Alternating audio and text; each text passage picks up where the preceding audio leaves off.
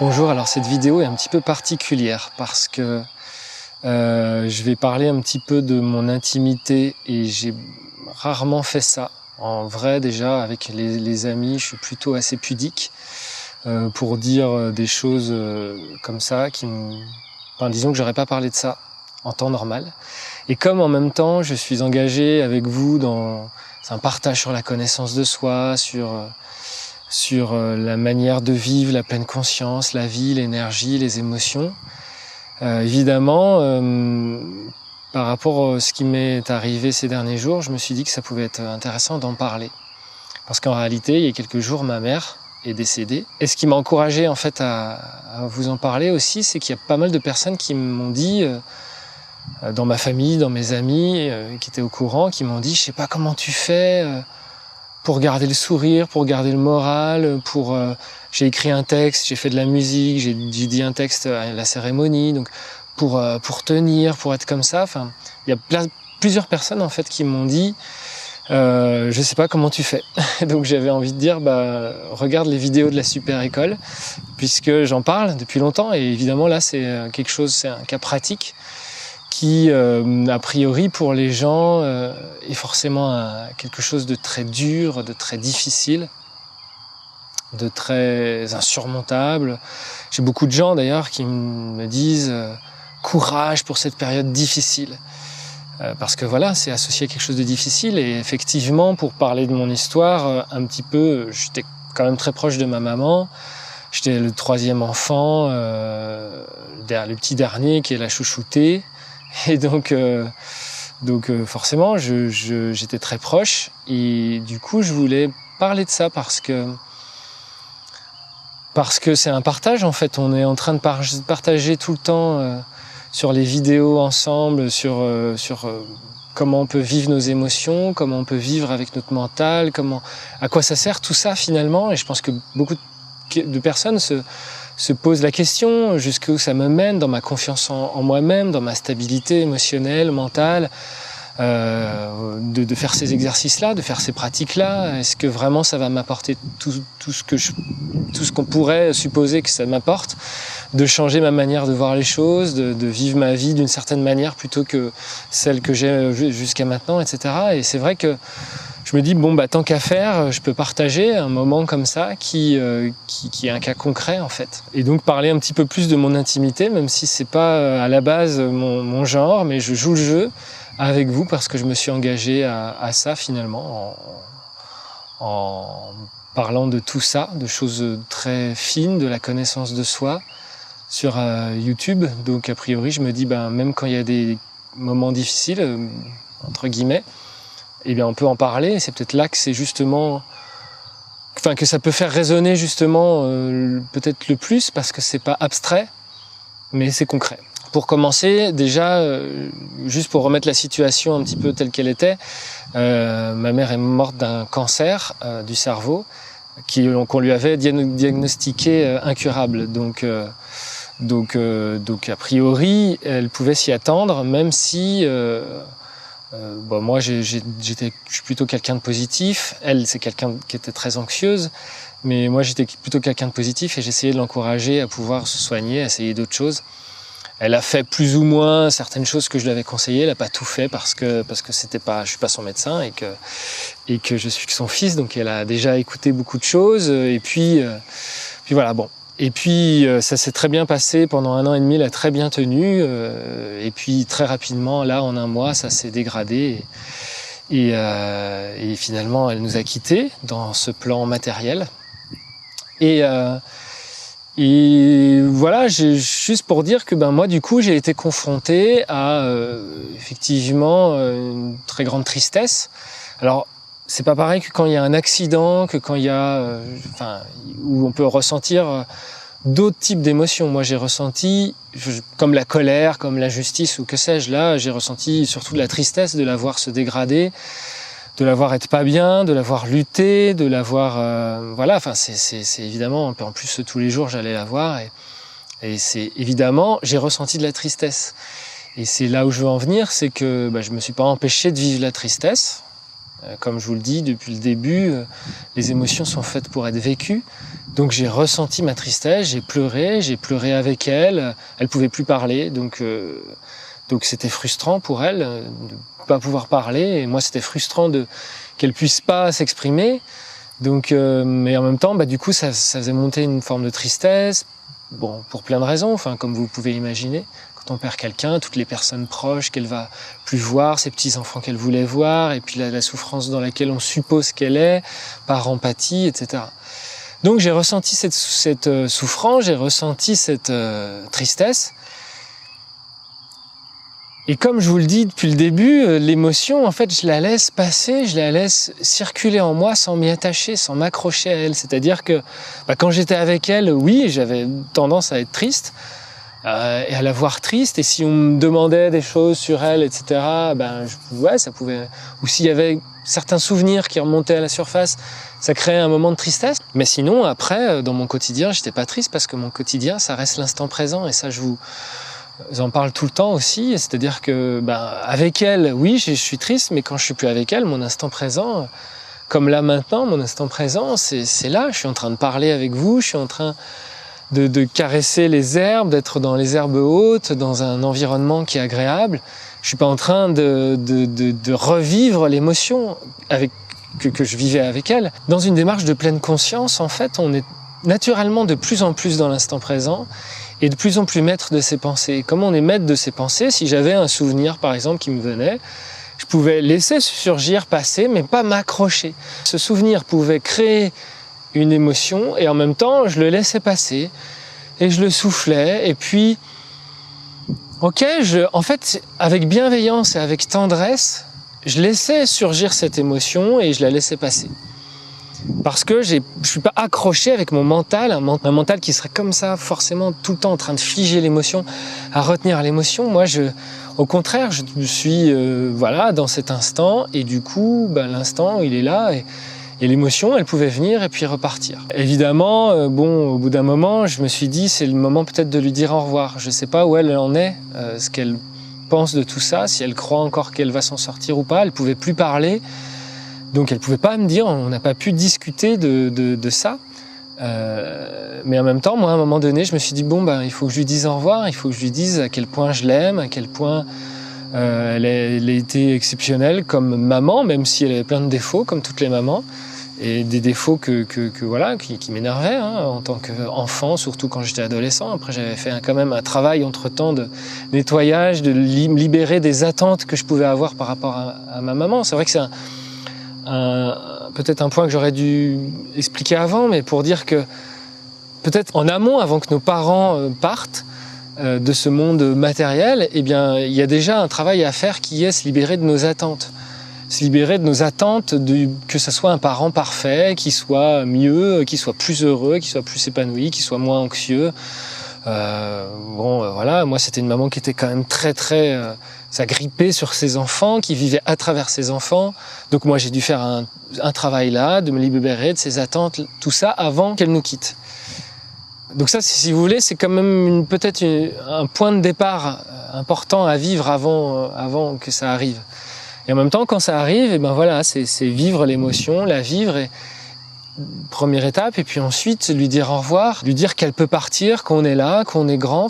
Moi je lui ai dit des choses qui sont après intimes, mais qui m'ont permis aussi de vivre ce moment. Je pense que ça m'a servi, que ça a compté pour moi. Et puis, je crois, le lendemain, peut-être, c'était devenu très, très difficile pour elle. On sentait vraiment que c'était quasiment la fin. Donc ça, c'était un moment de tristesse encore, et même plus intense, parce que là, on disait, oulala, limite, j'espère que c'est bientôt fini pour elle, parce que je peux pas la laisser comme ça. C'est horrible de la laisser dans ce processus-là. C'est difficile à vivre quand on la voit. Et puis le lendemain, c'était terminé. Et le lendemain, elle était beaucoup plus apaisée, puisque du coup, elle était moins crispée dans son corps. Et voilà, il y avait plus la vie, elle était partie. Alors bien sûr, à nouveau, j'ai ressenti de la tristesse. Et j'ai pleuré, j'ai vécu mon truc, et ça sort, et ça me permet ça sort et ça passe. Encore une fois, c'est même libérateur, cette tristesse. Ça sort. souvent on se retient et j'ai pu voir des personnes comme ça qui se retiennent autour de moi et pour qui du coup ça devient plus difficile. Et par contre là, j'ai vécu cette tristesse et je l'ai laissé passer, j'ai laissé sortir. Mais voilà, après, je suis bien en fait, je suis dans une stabilité, je suis dans une douceur intérieure qui est bien, qui fait que quand je rentre chez moi, le monde s'est pas écroulé, le monde est toujours présent et je suis toujours intensément vivant à ce que je suis en train de vivre, comme je vous le défends, comme je vous en parle tout le temps.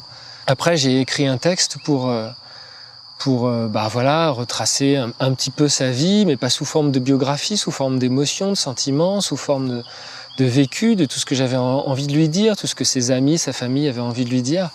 Et forcément, j'ai vécu encore des émotions à ce moment-là, en écrivant le texte. En plus, j'ai mis une musique un peu pour me mettre dedans. J'ai écrit ce texte en me laissant inspirer, en essayant de faire un beau témoignage pour lui dédier mon amour et pour lui dédier l'amour de toutes ces personnes pour qui elle était chère, en fait, pour qui elle comptait. Sincèrement, je ne savais pas vraiment si j'allais vraiment tenir le jour de la cérémonie, si j'allais vraiment être capable de ne pas pleurer pendant que j'allais lire le texte, parce que du coup dans le texte j'allais vraiment dans des choses intenses et sincères. En tout cas est arrivé le jour de la cérémonie où du coup le plus difficile c'est quand chacun vient te dire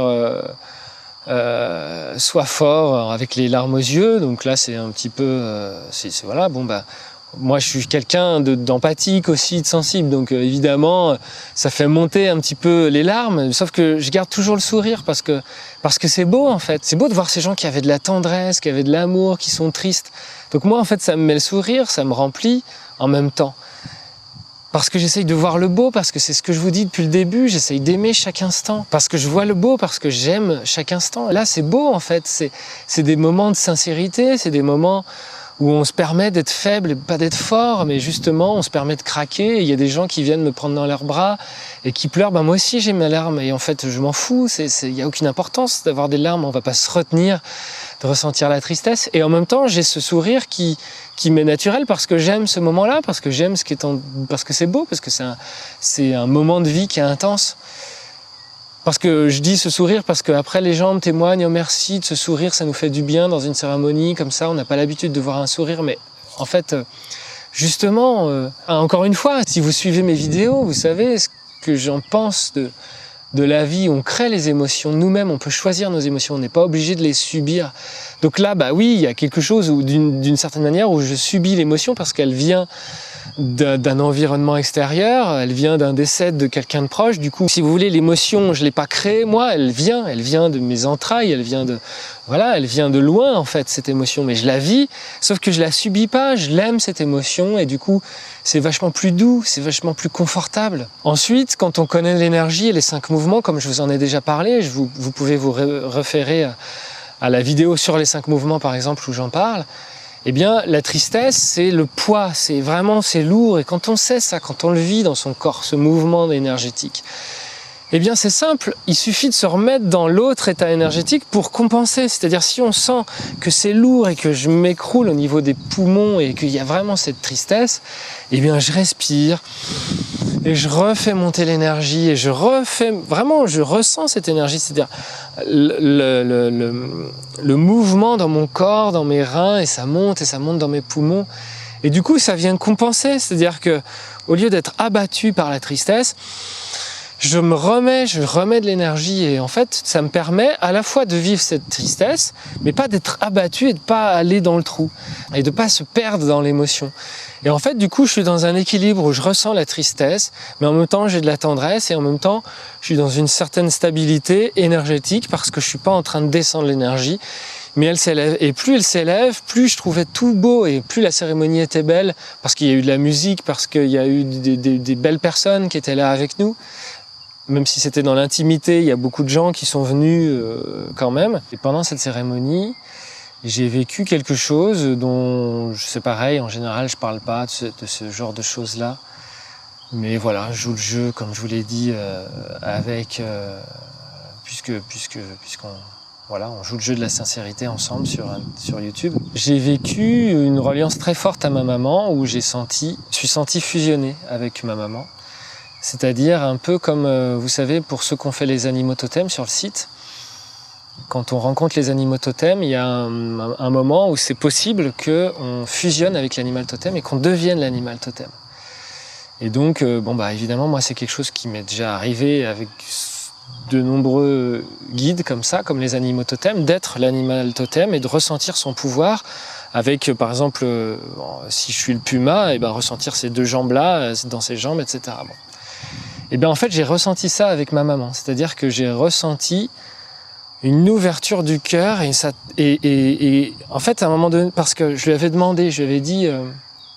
avant qu'elle parte, je lui avais dit qu'il fallait pas qu'elle hésite à communiquer avec moi si elle s'en sentait capable, si c'était possible, ou voilà. Enfin, moi, je laisse les portes ouvertes, j'en sais rien.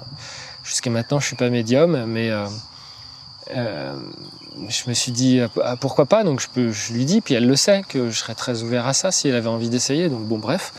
Et puis il y a eu d'autres signes, il y a eu des animaux, il y a eu un survol d'un aigle. Enfin, je vous parle pas de tous les détails, mais il y a des choses comme ça qui à chaque fois attire mon attention, où je cherche la magie et je vois la magie, comme je vous encourage à le faire dans d'autres vidéos. Donc là, j'ai ressenti cette fusion. En fait, j'ai voulu la sentir et être connecté à elle, et je l'ai senti qu'elle venait en moi, qu'elle me disait c'est bon, je suis là, et qu'elle était très apaisée. C'était presque, non pas ma maman véritable, mais ma maman intérieure. D'accord ? Parce qu'après, on peut l'interpréter encore une fois de toutes les manières. Ça, après, c'est les croyances mentales. C'est est-ce qu'on considère que je suis en contact avec ma maman, ou est-ce que je suis en contact avec ma représentation intérieure symbolique de ma maman ? Ça, je le laisse pour le mental qui veut y réfléchir. Moi, je m'en fous. Ce que je veux, c'est juste vous décrire ce que j'ai pu ressentir et vous dire pourquoi et comment on est apaisé dans ces moments-là. Donc j'ai ressenti cette fusion avec elle, et j'ai ressenti qu'elle me parlait, qu'elle était là, et qu'aujourd'hui j'ai cette sensation physique et je peux faire appel à elle à chaque instant. Et là, même maintenant, avec moi, pendant que je suis en train de vous parler, elle est en train d'être là et de vous parler parce que je la sens en moi. Et peut-être que c'est juste, encore une fois, ma maman intérieure, mais j'ai fusionné avec cet aspect-là, un aspect qui est super positif. Elle était bien plus anxieuse qu'elle n'est là en moi, où elle est très positive, très douce, très tendre, soit parce qu'elle est libérée peut-être de sa contrainte terrestre, soit parce que simplement moi j'ai établi une certaine forme de maturité et de fusion avec ma maman intérieure, avec mon concept intérieur, avec ma symbolique intérieure, et ma manière à moi d'être une bonne mère pour moi-même ou pour les autres d'ailleurs. Donc du coup, j'ai ressenti ça et je me sens maintenant complètement rempli et comblé. Donc quand je suis sorti, que les gens, j'avais le sourire et qu'ils venaient me dire c'était beau, c'était bien, mais comment tu fais, etc.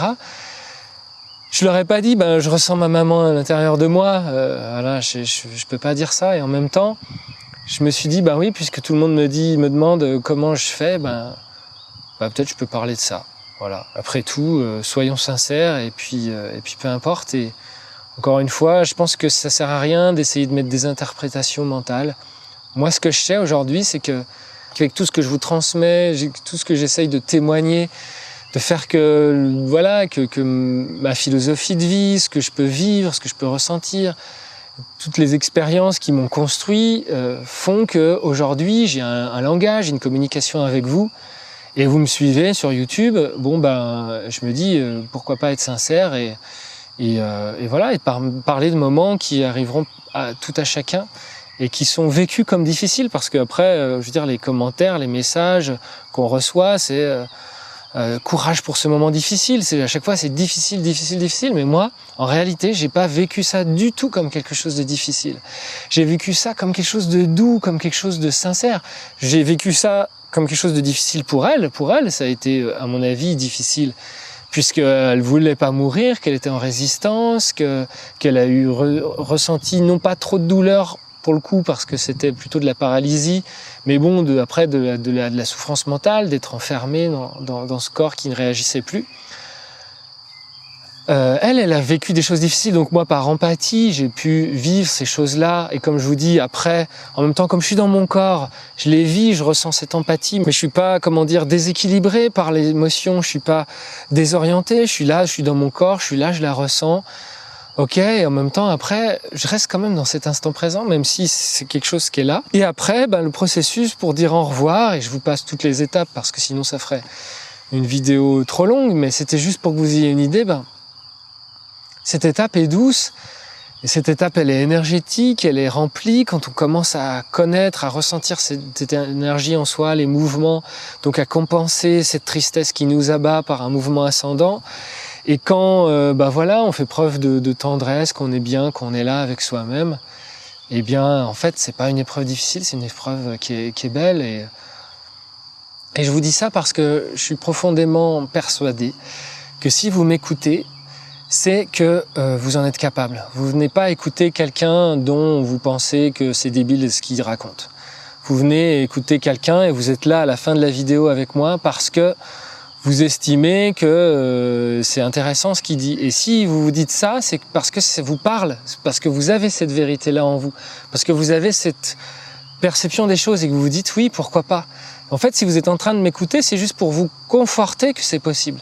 Et que le deuil n'est pas quelque chose qui est forcément triste, qui est pas forcément difficile. Oui, il est triste, mais il a des émotions. Oui, il peut avoir aussi, alors évidemment, en cas d'accident ou quoi, des injustices, des choses autres que juste cette tristesse et que mon expérience personnelle sur ce décès-là, j'en ai vécu d'autres, mais voilà. Moi, j'ai vécu cette émotion et en fait, toi, derrière ton écran, tu sais que c'est possible. Que si je te dis ça, c'est qu'en fait, au fond, oui, peut-être que ton mental, il se dit non, c'est difficile, mais en fait, vraiment, si t'es là en train d'écouter ça, c'est que t'es venu chercher quelqu'un qui te conforte dans ce que tu penses au fond de toi. Sinon, peut-être tu serais en train de regarder un tuto sur, sur le tuning des voitures, tu t'en foutrais en fait de ça. Non, là, tu t'intéresses à ça, c'est parce que c'est quelque chose qui te parle. Et si tu m'as écouté jusque-là, c'est parce que c'est quelque chose que tu comprends et que tu ressens en fait au fond de toi. Même si le mental, il se dit non, mais ça c'est dur, mais quand même c'est difficile. Ça c'est le mental. Et encore une fois, je t'encourage avec toutes les vidéos que je propose sur YouTube et puis évidemment tout le programme qui est vraiment consacré à ça de la Self Academy, à observer ce mental et à se rendre compte qu'en fait, c'est pas la vie ce mental. Ce mental, il est génial pour faire des plans, pour apprendre des langues, pour communiquer, chercher les bons mots, etc. Enfin, il est utile quand on s'en sert, mais il n'est pas là pour venir casser notre perception de la réalité. Parce qu'en fait, au fond, tu sais que c'est pas si difficile et que la vie, elle est belle. Mais par contre, quand tu as les informations et que le mental, il se dit oui, mais non, mais c'est difficile, mais il faut plutôt voir les choses en mal, etc. Parce que c'est plus réaliste et que sais-je, tous ces trucs du raisonnement, de la pensée, du mental, eh bien, en fait, tu es plus malheureux. Et ça, tu en as conscience là. Je sais que tu en as conscience, sinon tu n'aurais pas écouté cette vidéo. Voilà, j'espère que cette vidéo apportera un peu de douceur dans les événements parfois difficiles qu'on peut vivre dans une vie, que le message peut passer avec tendresse et d'ailleurs partagez cette vidéo si vous pensez que ça peut être utile. Je suis à l'écoute pour vos commentaires qui je suppose peuvent être nombreux puisque vous avez tous une manière différente d'avoir vécu certaines choses et peut-être que vous aurez des questions sur ce sujet et peut-être même que du coup je pourrais y répondre dans d'autres vidéos, donc vraiment n'hésitez pas. Je vous dis à tout bientôt pour de nouvelles aventures intérieures. Don't worry, be happy now.